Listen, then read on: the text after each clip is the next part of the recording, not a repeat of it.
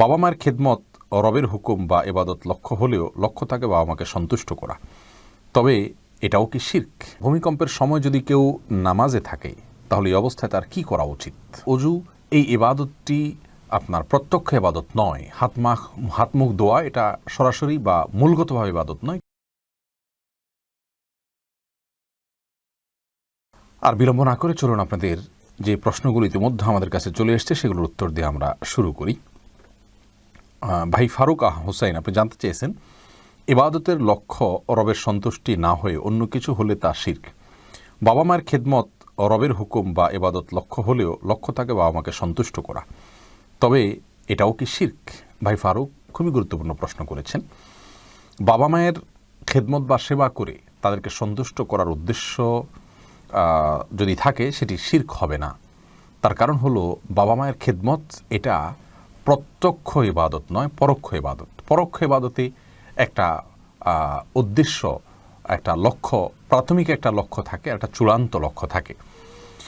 যেমন আমরা অজুর কথা বলতে পারি, অজু এই ইবাদতটি আপনার প্রত্যক্ষ ইবাদত নয়, হাত মুখ ধোয়া এটা সরাসরি বা মূলগতভাবে ইবাদত নয়, কিন্তু এটা হলো মূল ইবাদত সলাতের মাধ্যম। তো অজুর লক্ষ্য থাকে সলাত আদায় করা, কিন্তু চূড়ান্ত লক্ষ্য থাকে আল্লাহ তাআলাকে সন্তুষ্ট করা। ঠিক তেমনিভাবে মা বাবাকে সেবা করা, এটা হলো আমাদের এমন একটি ইবাদত যে ইবাদতের প্রাথমিক লক্ষ্য হলো মা বাবাকে সন্তুষ্ট করা, চূড়ান্ত লক্ষ্য হলো আল্লাহ তাআলাকে সন্তুষ্ট করা। যেগুলো মূলগত ইবাদত, সরাসরি ইবাদত, সেগুলো যদি আল্লাহ ছাড়া অন্য কারোর উদ্দেশ্যে নিবেদন করে তাহলে সেক্ষেত্রে সেটি শিরকে পর্যবসিত হয়। আর মা বাবার সন্তুষ্টিকেই হাদিসের ভাষায় আল্লাহ রাব্বুল আলামিনের সন্তুষ্টি বলে আখ্যায়িত করা হয়েছে। রিদার রব্বে ফি রিদাল ওয়ালিদাইন, মা বাবার সন্তুষ্টির মাঝেই আল্লাহ রাব্বুল আলামিনের সন্তুষ্টি নিহিত। যেহেতু এখানে মা বাবার সন্তুষ্টি অর্জন করতে আল্লাহ তাআলাই বলেছেন, অতএব মা বাবার সন্তুষ্টি অর্জন করার চেষ্টা করাটাই আল্লাহর নির্দেশ পালন করা। এটি দর্শনীয় কিছু না, শিরক হওয়ার কোনো প্রশ্নই উঠবে না ইনশাআল্লাহ। আসমা হাসানাত রিমা বোন, আপনি জানতে চেয়েছেন ভূমিকম্পের সময় যদি কেউ নামাজে থাকে তাহলে এই অবস্থায় তার কি করা উচিত? দেখুন, ভূমিকম্পের সময় সলাতরত অবস্থায় থাকলে তিনি যদি মনে করেন যে ভূমিকম্পের মাত্রাটি একটু বেশি এবং এটি তার জীবন নাশের মাধ্যম হতে পারে, কারণ হতে পারে, তাহলে সেক্ষেত্রে তিনি সালাত ছেড়ে দিয়ে নিরাপদ জায়গায় আশ্রয় নেবেন। কারণ ফরজ সালাতের মধ্যে থাকা অবস্থায় যদি জীবন হুমকির মধ্যে পড়ে যায় তাহলে জীবন রক্ষার খাতিরে তাকে সালাত ত্যাগ করা জায়েজ রয়েছে। এ বিষয়ে আমাদের একটি ভিডিও রয়েছে, সেখানে বিস্তারিত আপনি দেখে নিতে পারেন। গাজী মামুন জানতে চেয়েছেন ইমাম সাহেব আগে রুকুতে যান এবং পরে তাকবীর দেন, কিছু মুসল্লি ওনার তাকবীর শোনার আগেই ওনার সাথে রুকুতে চলে যান, সঠিক নিয়ম কোনটা জানতে চাই। ইমাম সাহেব যে কাজটি করছেন সেটি ভুল কাজ। মূলত আমরা যখন রুকুতে যাব দুটি মত রয়েছে অনেক ওলামাদের মধ্যে, যেতে যেতেই আমরা তাকবীর বলবো, আর আরেকটা মত হলো যে আমরা রুকুতে ঝুঁকেই তাকবীর বলবো। তো মুসল্লিদের সর্বাবস্থায় ইমামের তাকবীর বলার পর তাকে রুকুতে যেতে হবে, ইমাম সাহেবের তাকবীর বলার আগে রুকুতে যাওয়া উচিত নয়, এটি ভুল। আব্দুল করিম খোকন, আপনি জানতে চেয়েছেন ইলেকট্রনিক মিডিয়াতে লিখিত সালামের জবাব দেয়া কি ঐচ্ছিক নাকি ওয়াজিব?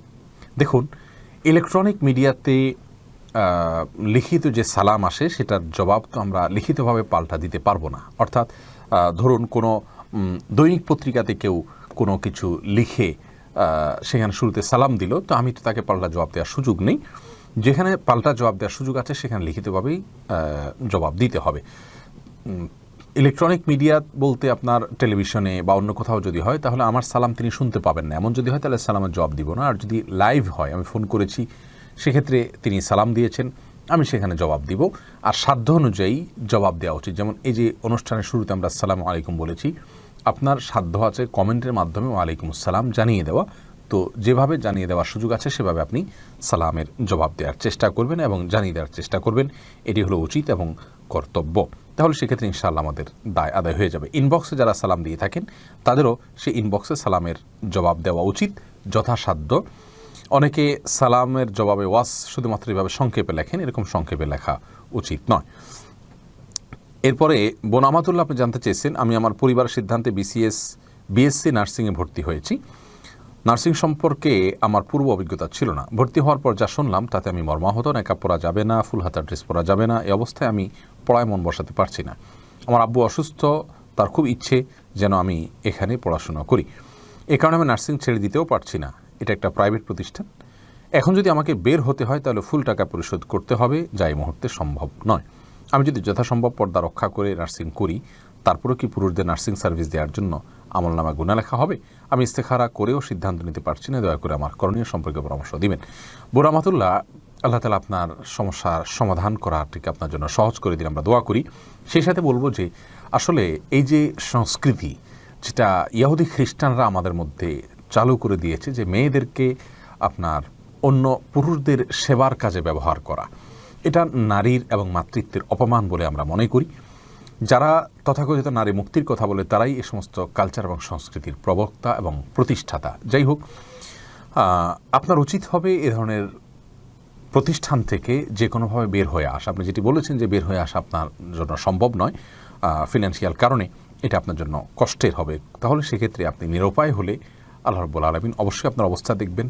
আপনি নিজের পর্দাকে সর্বোচ্চ যতটুকু আপনার সাধ্যের মধ্যে রয়েছে ততটুকু চেষ্টা করে মেনটেন করবেন। ইনশাআল্লাহ আশা করা যায় আল্লাহ রাব্বুল আলামিনের কাছে আপনার এটার জন্য জবাবদিহি করতে হবে না এবং আপনি পাকড়াও থেকে মুক্ত থাকবেন।